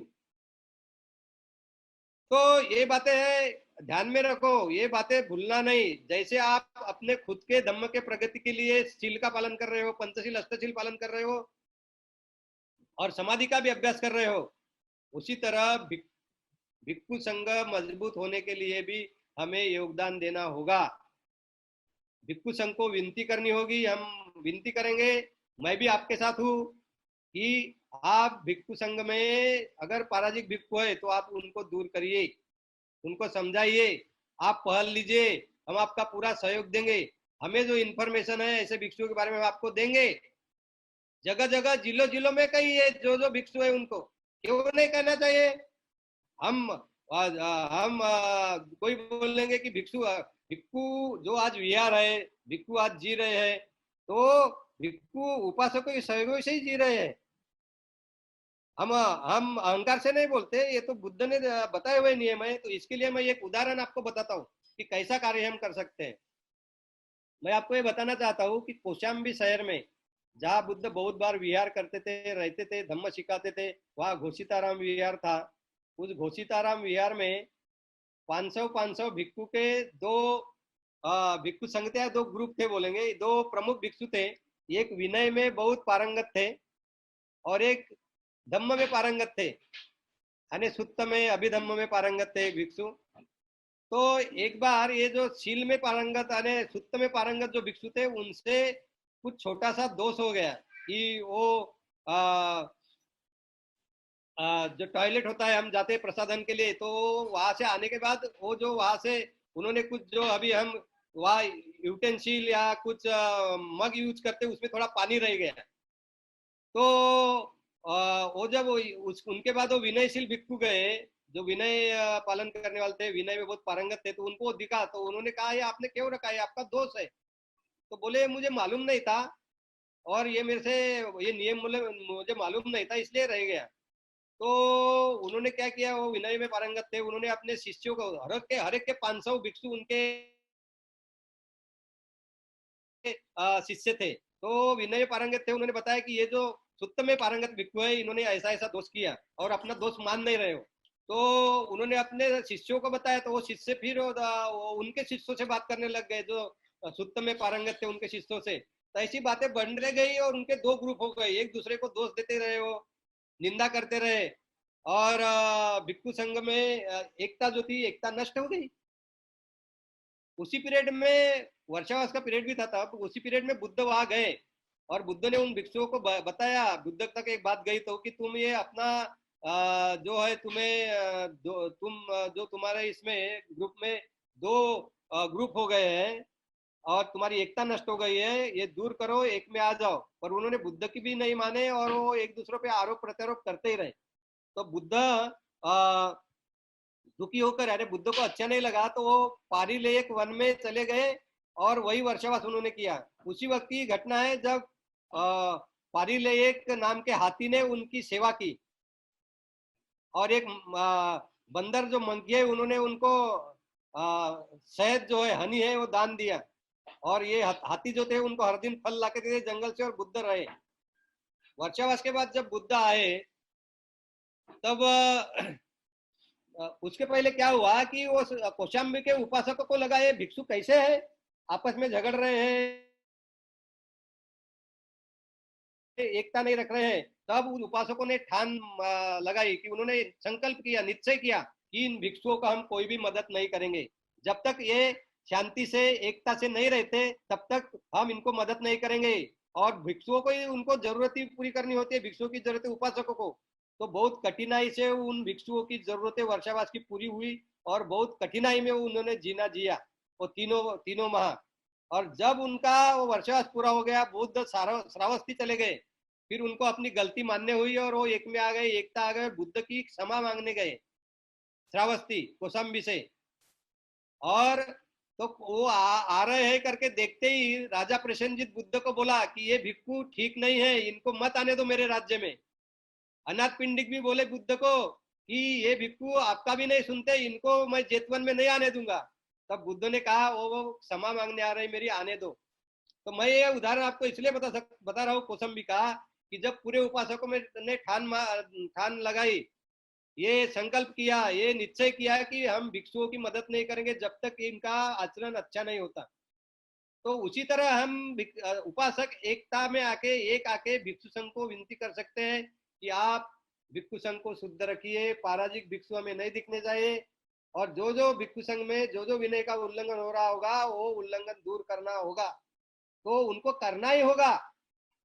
तो ये मैं बात आपको समझाना चाहता हूँ भाई और बहनों। मैंने जैसे पिछले पूर्णिमा को भी बताया था कि मैं 10 बजे तक ही मार्गदर्शन करूँ, अभी 10:06 हो गए हैं, तो मैं आगे में और ज्यादा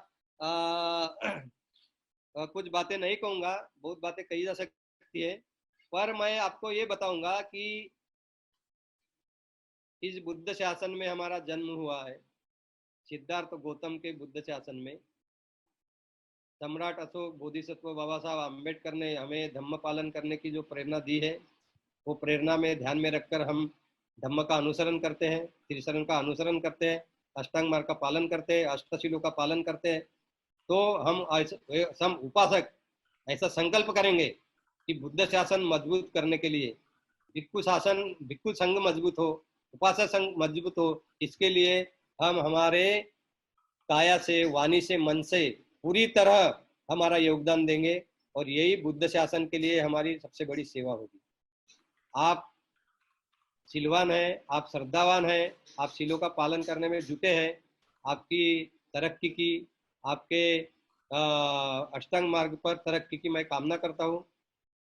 आने वाले दिनों में आपके विकार कम हो, आपकी तृष्णा कम हो, और आपकी मैत्री बढ़े, करुणा बढ़े, संकल्प बढ़े, अष्टांग मार्ग का पालन करने की आपकी इच्छा और दृढ़ हो, और आप सुखी हो, ऐसी मैं कामना करता हूँ। आपके परिवार के सभी सदस्य, आपके पूरे स्नेही, आपके नाते संबंध में जो भी लोग हैं, वो सब इनको धम्म मिले, वो धम्म में आए, पंचशील पालन करे, अष्टशील पालन करे, अष्टांग मार्ग पालन करे और सुखी हो जाए। और ये सब अष्टांग पालन करके सुखी होकर हम हमारी सामाजिक, शैक्षणिक और आर्थिक स्थिति भी और मजबूत करें, ऐसी मैं कामना करता हूँ। आपको सबको शुभकामना देता हूँ, आपका मंगल हो, ऐसी मैं कामना करता हूँ। और मेरा जो आज का प्रबोधन है यही मैं समाप्त करता हूँ। सब्बे सत्ता सुखिनो होन्तु, सब्बे सत्ता खेमिनो होन्तु, सब्बे सत्ता सुखी तत्व होन्तु। सभी जीव शारीरिक दृष्टि से और मानसिक दृष्टि से सुखी रहे, आनंदी रहे, सब संकटों से मुक्त रहे,